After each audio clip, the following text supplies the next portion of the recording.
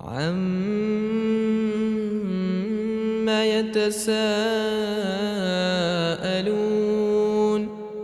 عَنِ النَّبَإِ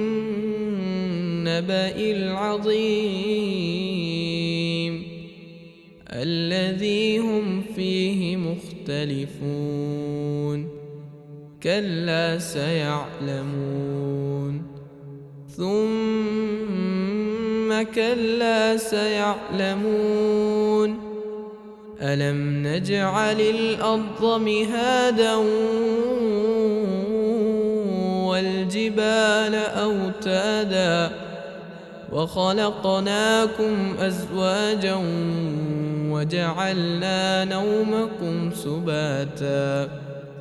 وَجَعَلْنَا اللَّيْلَ لِبَاسًا وَجَعَلْنَا النَّهَارَ مَعَاشًا